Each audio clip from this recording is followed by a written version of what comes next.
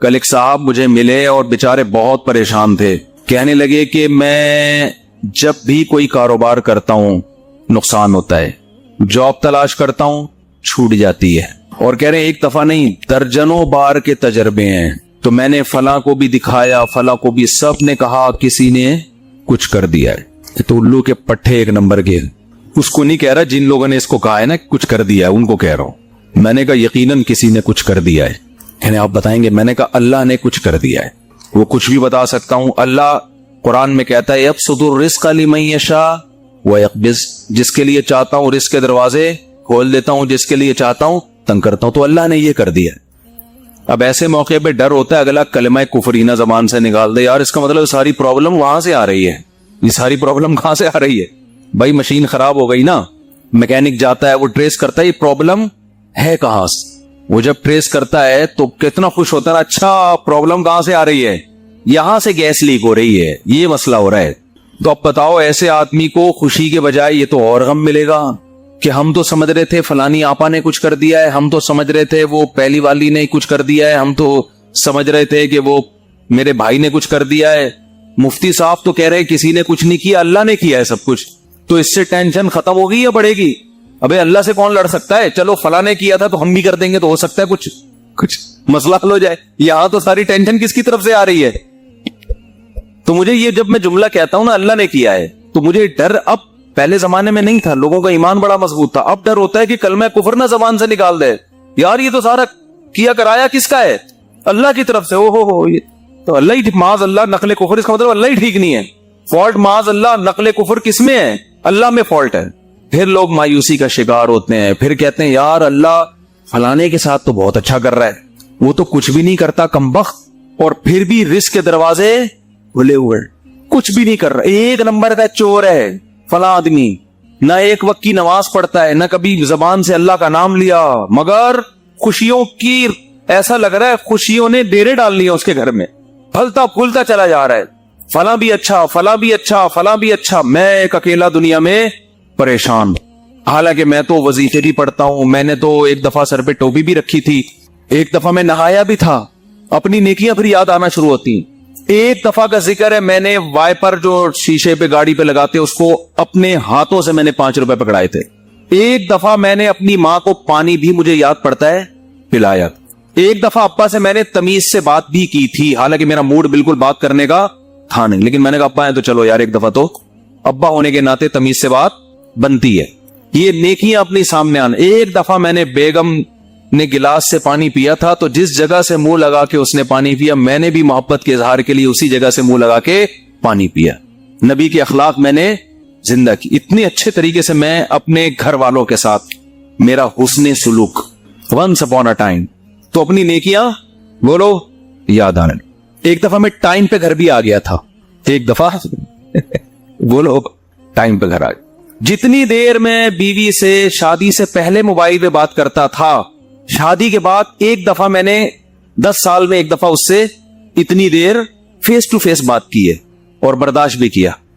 تو اپنی نیکیاں یاد آنا شروع ہو جاتی. میں نے مسجد کے ڈبے میں ایک دفعہ پیسے ڈالے تھے, تو جب انسان کہتا ہے یار میں نے تو یہ بھی کیا, میں تو اتنا اچھا, میں تو اتنا نیک, میں تو یوں بھی, اور میرے ساتھ ٹینشنیں ہی ٹینشنیں, اور دوسرے کچھ بھی نہیں کر رہے, وہ تو مسجد کے ڈبے چوری کرتے ہوئے پکڑے گئے ہیں, ٹھیک ہے نا, بیویوں کو مارتے ہیں پیٹتے ہیں, ماں سے اچھا سلوک نہیں, باپ سے اچھا سلوک نہیں, ان کے ہاں رزق کی ریل پیل. تو اس کا مطلب معاذ اللہ نقل کفر نباشت. فالٹ کہاں ہے؟ فالٹ تو معاذ اللہ اللہ میں. اللہ ہی منہ سے بول بھی رہے ہوتے ہیں, پتہ نہیں اللہ کو میں ہی ملا ہوں. ایک صاحب کے بچے کا انتقال ہو گیا, بہت عرصے بعد ان کو اولاد ملی, بیچاروں چھوٹا بچہ تھا اس کا, وہ اللہ نے اٹھا لیا. غم ہوتا ہے انسان کو. داڑھی بھی ہے, نماز بھی پڑھتے ہیں. ایک دن کہنے لگے مجھے یار پتہ نہیں اللہ کو میرے ساتھ کیا مسئلہ ہے, اللہ تعالیٰ معاف فرمائے, ایسی باتیں نقل کرتے ہوئے بھی ڈر لگتے. کہتے نہیں اللہ کو میں ہی ملا ہوں, کچھ اولاد ہو ہی نہیں رہی تھی, اتنے عرصے بعد دی ہے تو اللہ نے بچہ اٹھا لیا. تو یہ بھی حالت ہوتی ہے لوگوں کی. تو خوب سمجھ لو, بہت اچھی طرح سے بات سمجھو. یہاں آپ سے چند ٹیکنیکل قسم کے فالٹ اللہ میں نہیں ہے. فالٹ کس میں ہے؟ فالٹ آپ میں ہے. آپ نے اپنے آپ کو زمین کا باپ سمجھ لیا ہے. آپ پہ آپ کی مرضی بالکل بھی نہیں چلے گی, یہ اللہ کو بالکل بھی پسند نہیں ہے کہ آپ پہ آپ کی مرضی چلے.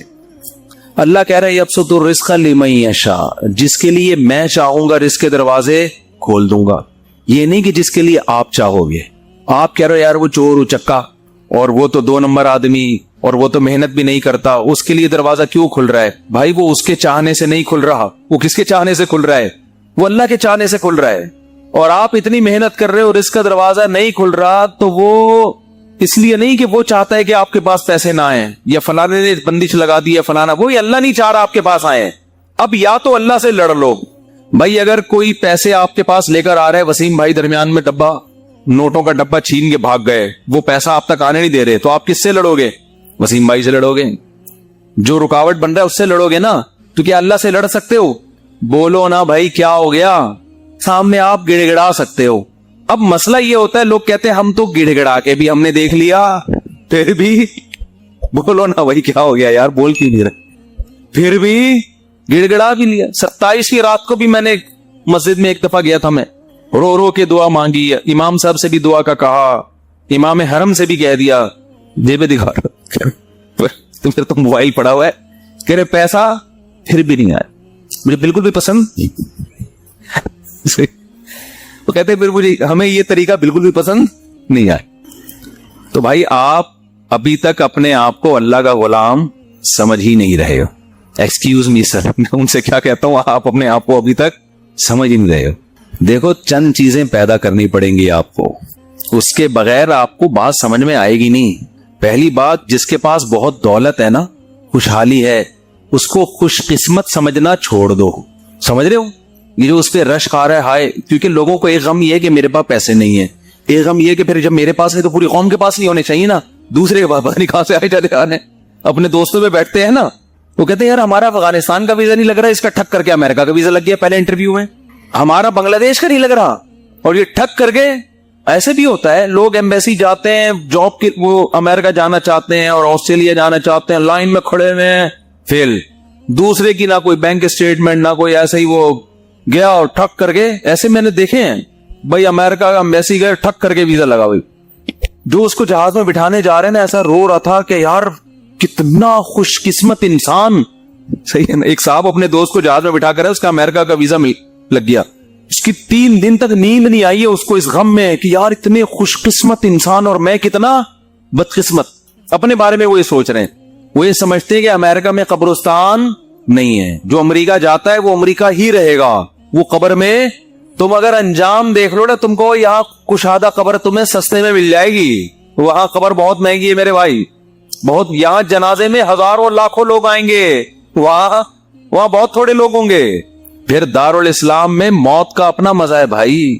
ٹھیک ہے آپ جائیں کمائیں, لیکن مرنا یہی پسند کرو. اس کی بڑی ویلیو ہے کہ آپ دفن کہاں ہو رہے ہیں. لوگ کیوں مدینہ میں مرنا پسند کرتے ہیں؟ امام مالک, نبی کے شہر سے جنازہ اٹھے تو نبی کے شہر سے, کہ وہ اسلامی ملک سے ہی اڑ جائے.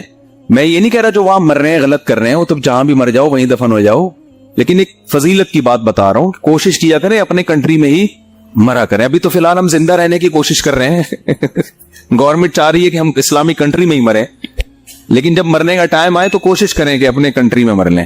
تو اب مجھے پہلی بات تو یہ دماغ سے نکال دو کہ جس کے پاس بہت دولت ہے, بہت خوشیاں ہیں, چاہے وہ دولت یا اس کی سیٹنگ کامیاب ہو گئی, آپ کی والی سے اس کی ہو گئی, یہ بھی تو ہوتا ہے نا, تو یہ دماغ سے نکال دو کہ وہ بہت خوش قسمت ہے. یہ آپ کی بہت بڑی بھول ہے. خوش قسمتی کا اس سے قطعاً کوئی تعلق نہیں, کوئی تعلق نہیں.